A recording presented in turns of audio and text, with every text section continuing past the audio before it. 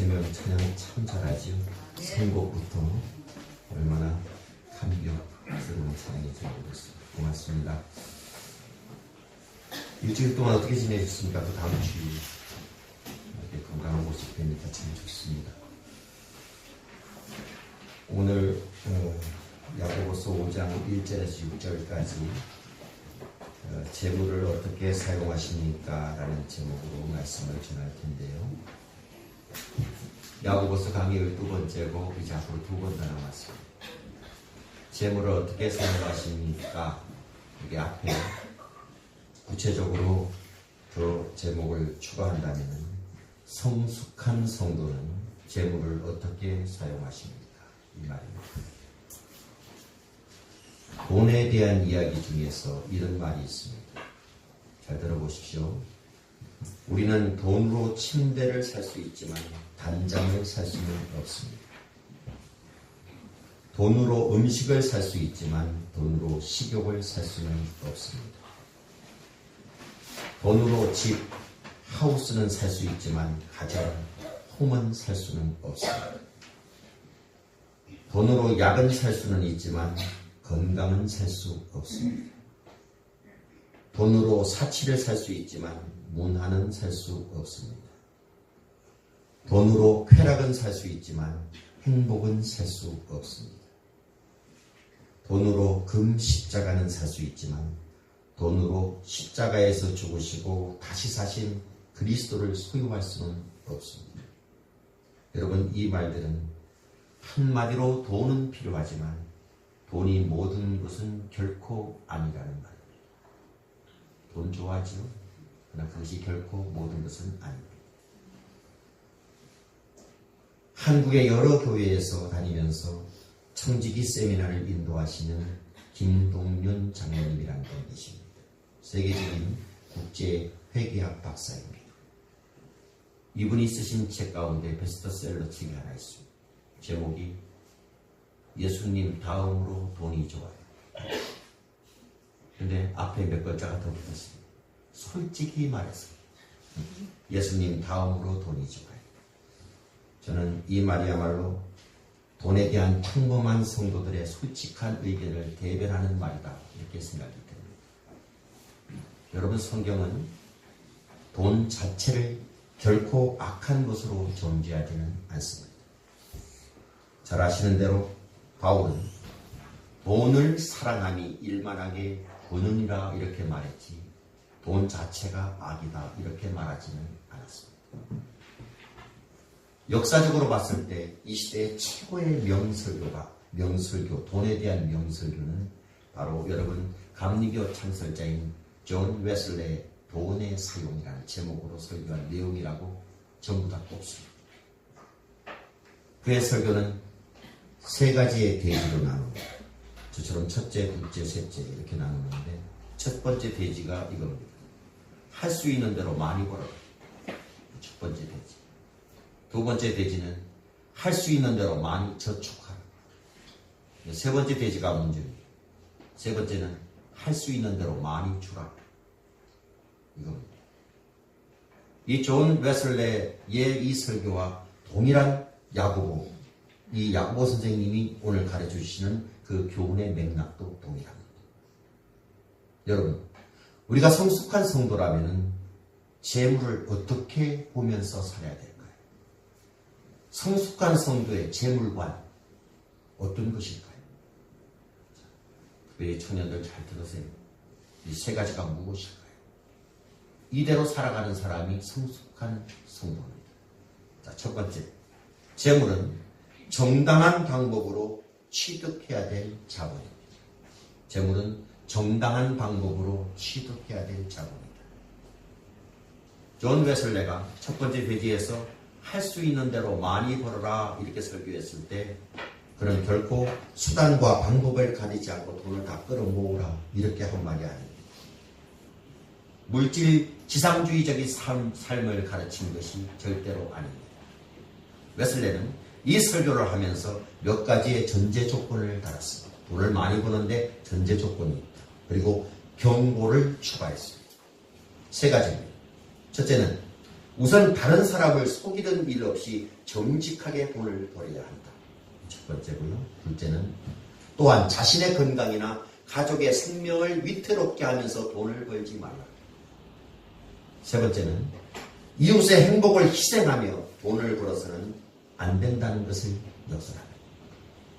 따라서 정당한 재물이란 정당한 방법으로 취득했을 때 그것이 필요한 자본이요.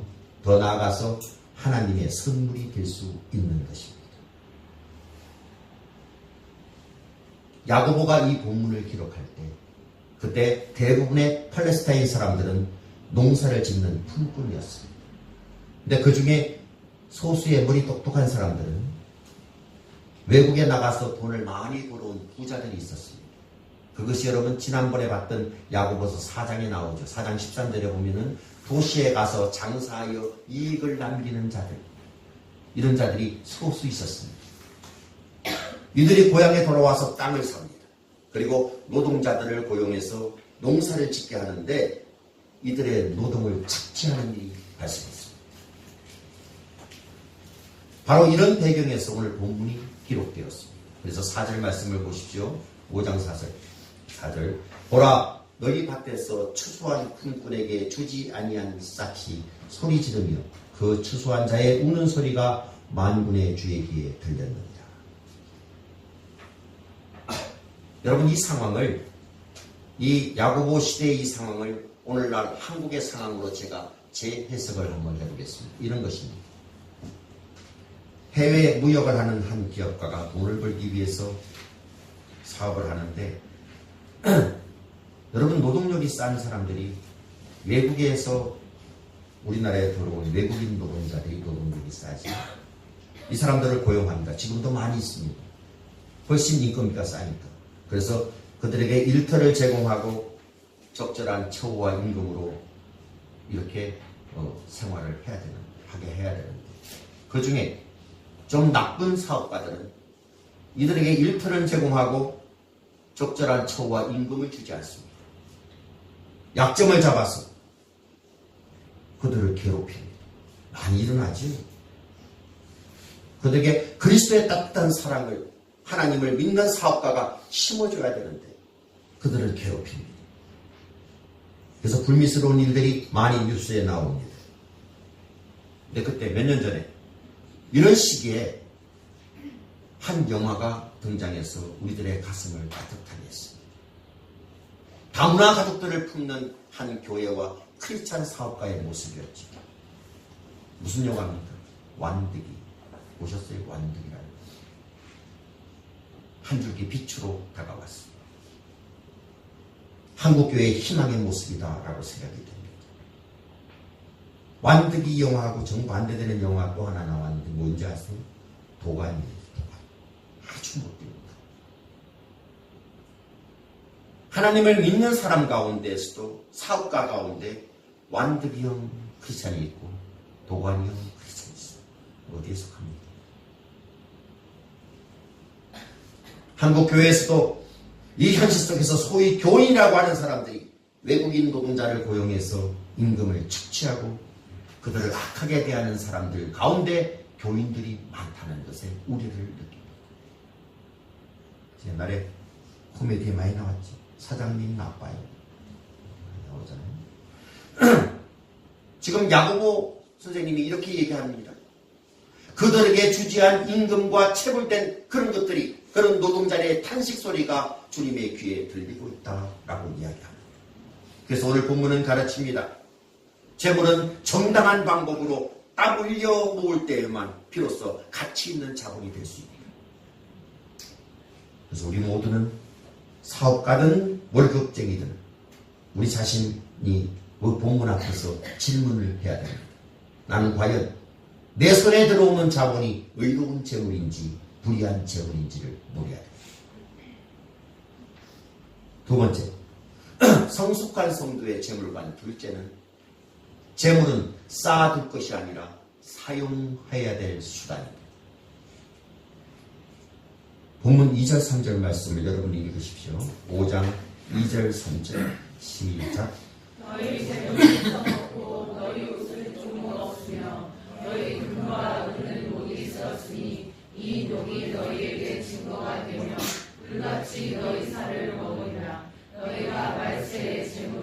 하도다.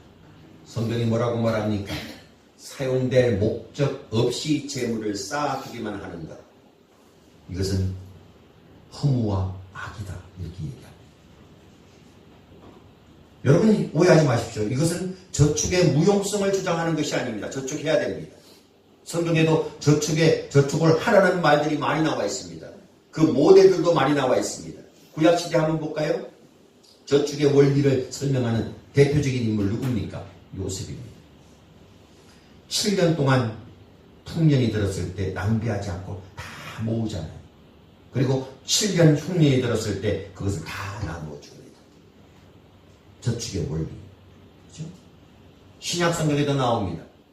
예수님께서 오병이어 기적을 행하신 후에 남는 것들을 어떻게 하라고 그랬어요? 다 거두라. 그 저축의 원리입니다. 웨슬레는 돈을 번 다음에 두 번째 원리로 할 수 있는 대로 많이 저축하라. 이렇게 말했습니다. 여러분, 우리 성도들이 이 성경의 원리를 따라서 검소하고 절약한다면 저축은 당연히 따라오는 거지 않습니까? 웨슬레의 이야기를 계속 들어보겠습니다. 이렇게 말합니다. 단지 욕망에 빠뜨리는 데 사용하는 모든 경비를 중단하므로, 다시 말해서 육신의 정욕, 안목의 정욕, 이생의 자랑, 생활의 허영심을 충족시키는 데 소비되는 모든 경비를 중단하므로 저축은 자연스럽게 실현될 수 있습니다. 웨슬레는 계속 얘기합니다. 우리가 필요 없이 좋은 옷, 보석, 값비싼 가구, 사치품 구입, 도박, 술 취하고 방탕한 일에 돈을 아낀다면 저축은 어려운 일이 절대로 아닙니다. 이렇게 말합니다. 그러면서 마지막에 뭐라고 말하냐면 웨슬레는 저축을 위한 저축은 성경적 정신이 아니다. 이렇게 말을 합니다. 우리의 삶을 위해서 꼭 필요하고 편리한 것 이상의 과도한 저축. 그것은 오히려 축제다. 그리고 그것은 탐욕이고 죄다. 이렇게 말을 합니다. 그러면서 가장 중요한 저축은 목적이 아니라 수단이 되어야 된다. 성숙한 그리스도인은 저축은 목적이 아니라 수단이 되어야 된다. 그 돈의 마지막 목적이 뭐냐? 그것은 할 수 있는 대로 주기 위한 것이다. 이렇게 이야기해요. 이게 성숙한 그리스도인의 재물관입니다. 내가 저축한 돈으로 선교하고 가난한 이웃을 구제하고 고통받는 이웃들을 돌아볼 때 비로소 돈은 선한 수단이 된다고 믿는 것입니다. 웨슬레는 이렇게 말합니다. 그리스도인이 자기 파멸에서 스스로를 지키고 구원하려면 물질을 쌓아두지 말고 끊임없이 물질의 선용을 고민해야 된다라고 이야기합니다. 그것이 바로 자기 소마의 길이다. 여러분, 유명한 달란트 비유 아시죠? 거기에 나오는 한 달란트를 받은 사람. 이 사람은 보관할 줄만 알았지 쓸 줄을 몰랐던 사람이었습니다. 주님께서는 이 사람에게 뭐라고 얘기합니까? 착하고 충성된 종아 이렇게 말합니까? 아니죠. 악하고 게으른 종아라고 말씀하십니다. 재물을 모으는 것 이상으로 재물을 바르게 사용하는 것이 중요합니다.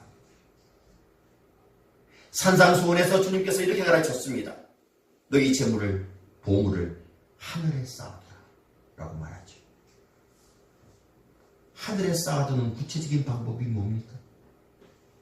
하나님의 나라와 하나님의 의를 위해서 사용하는 것이다 라고 주님께서 말씀하셨습니다. 여러분, 성숙한 그리스도인의 재물관은 재물은 쌓아두기 위해 존재하는 것이 아니라 사용하기 위해 존재하는 것이다. 이게 성경적인 재물관입니다. 세 번째, 성숙한 성도의 세 번째 재물관. 재물은 사용된 결과에 따라 결산되어야 될 대상입니다. 사용된 결과에 따라 결산의 날이 반드시 있습니다. 여러분, 재물이 하나님께서 여러분에게 맡겨진 것이라면 예수를 믿는 사람은 이 고백을 다 해야 됩니다. 내 돈이 내 돈이 아니에요. 이것은 하나님께서 나에게 맡긴 겁니다. 그렇다면 나는 뭐예요? 청직입니다. 매니저입니다.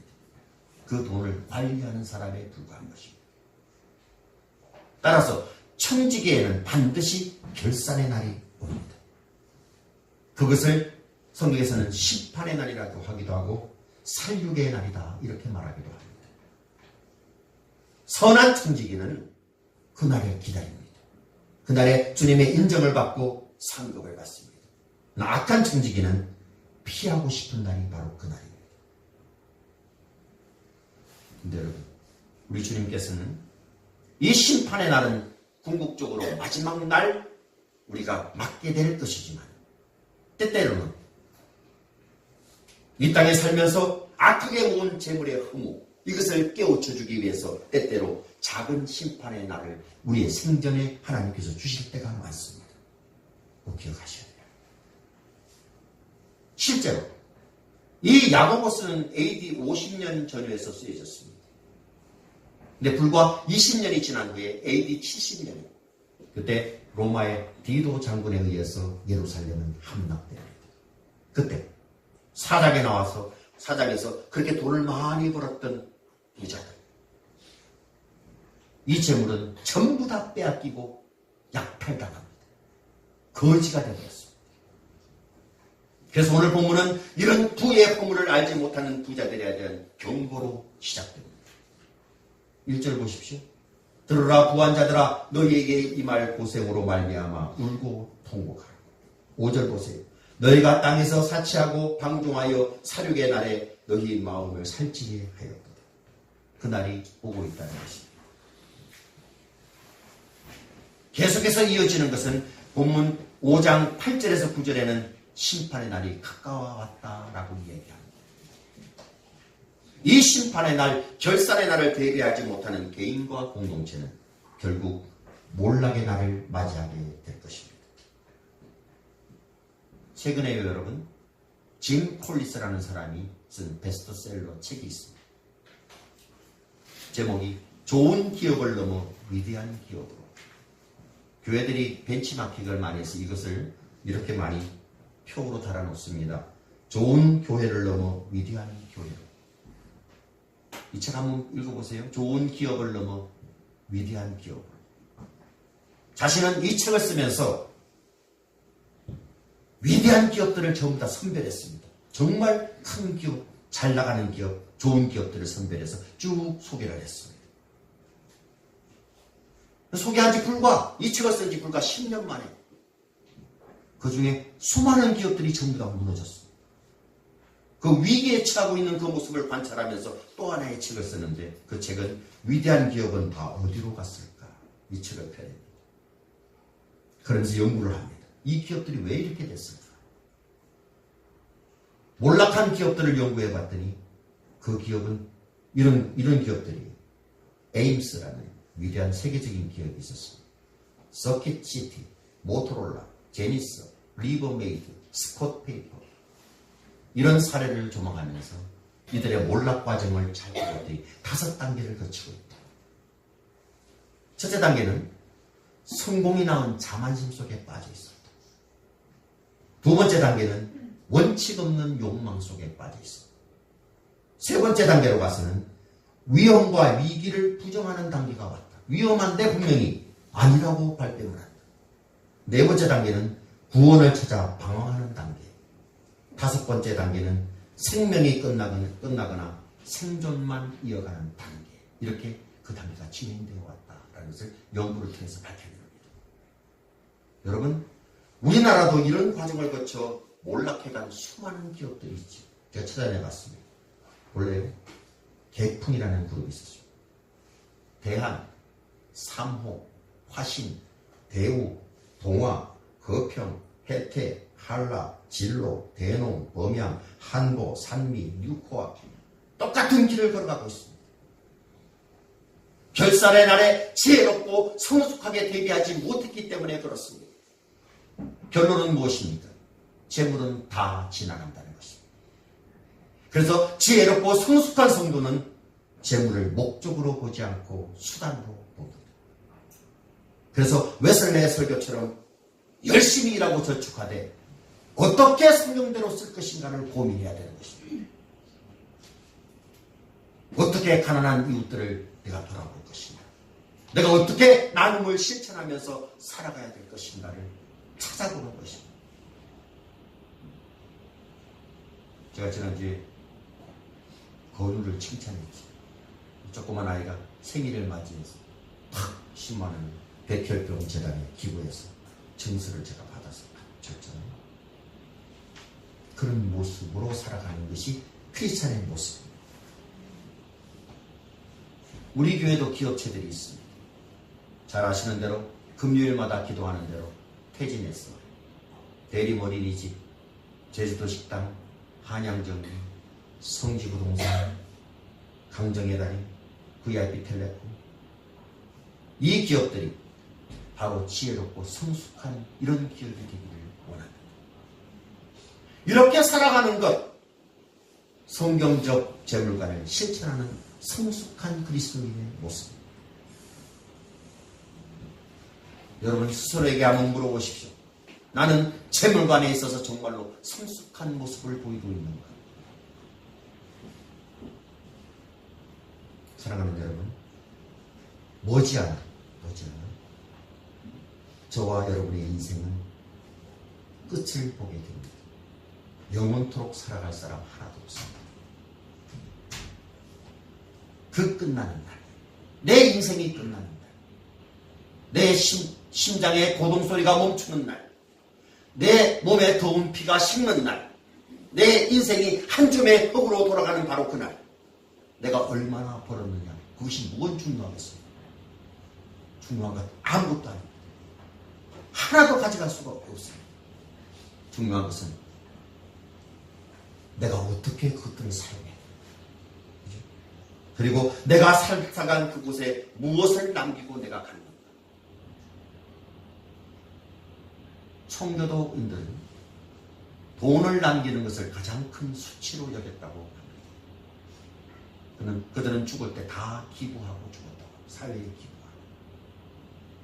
그리고 그들은 축복을 남기고 갔습니다. 사랑을 남기고 가는 사람. 성숙한 크리스찬의 모습. 우리의 삶 속에 작지만 이런 모습이 군데군데 나타나야 됩니다. 그게 성숙한 그리스도인의 재물관입니다. 오늘 여러분의 재물은 어떻게 사용되고 있습니까?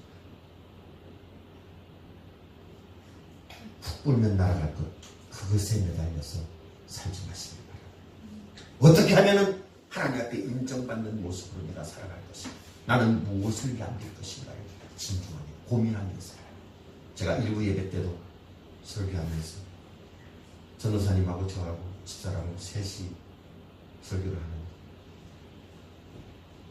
우리 사역자들은 재물도 없지만 그러나 그 중에서라도 우리가 보람있게 살자, 하나님 뜻대로 남기고 하는 인생을 살자, 이런 말을 들었어요.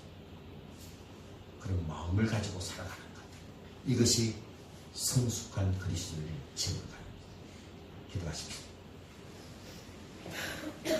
주님, 오늘 받은 말씀을 따라 살게 해주시고, 우리가 하나님 앞에 설 때 가장 위대한 흔적을, 주님이 기뻐하시는 흔적을 남기고 가는 주님의 자녀들이 되도록 도와주시옵소서. 성숙한 성도로 살게 해 주시옵소서. 예수님의 이름으로 기도드리옵나이다.